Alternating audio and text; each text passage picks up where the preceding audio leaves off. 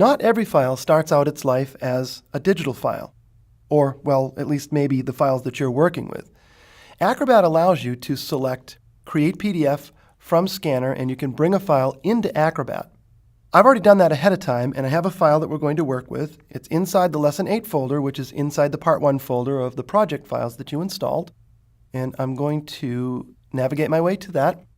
In this case, what I did was I scanned a file and I saved it as a TIFF file. This is a standard TIFF that comes off just about any scanner that you can purchase on today's market.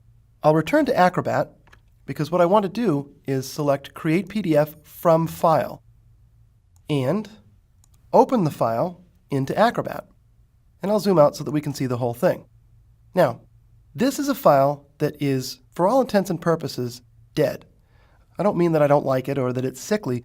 What I mean by the fact that it's dead is that if I attempt to search for a phrase or a word in the document, such as ozone, I'm not going to find it.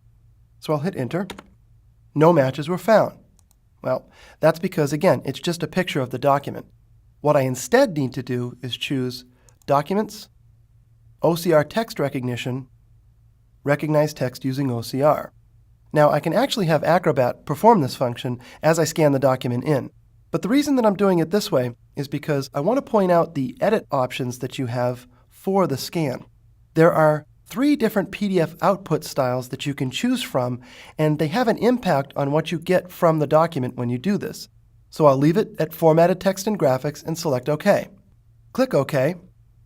Acrobat will do its work, and I'll end up with a document that if I zoom in on, it looks like I typed the text in any other word processing application. And for all intents and purposes, that's exactly what I have. The problem with this is that it differs, even if only slightly, from the piece of paper that went into the scanner. Let me zoom back out. Acrobat did a pretty good job of keeping graphic elements in place, like the logo and the signature, but this can't be said to match exactly the piece of paper that I scanned. So I'm going to go ahead and undo. Actually, I can't undo this because it was a complicated function. So what instead I'm going to do is close the file, and I'm not going to save it. Let's do that again, only this time I'm going to choose a different option for the OCR. Create PDF, from File, Scan Memo, Open. This time I'll choose Document, OCR Text Recognition, Recognize Text using OCR, and click Edit to choose as my PDF output style, Searchable Image Exact. What that's going to give me, once it's done, is a file that allows me to have my cake and eat it too. It looks exactly like the piece of paper.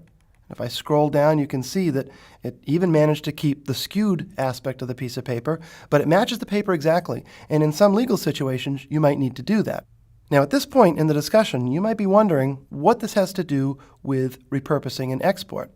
The good news about this text is that I can select the text and copy the text and then throw it over into Microsoft Word to work with it.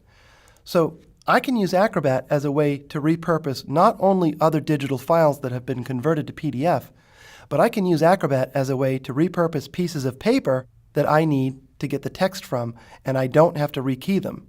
Plus, I have the added benefit of being able to keep that piece of paper looking exactly like what went into the scanner, which might be important for legal reasons. Yet, I have a file that's digital, and a file, by the way, that I can use the search function to find information within. I'll retype ozone, hit Enter, and it found it in the right place.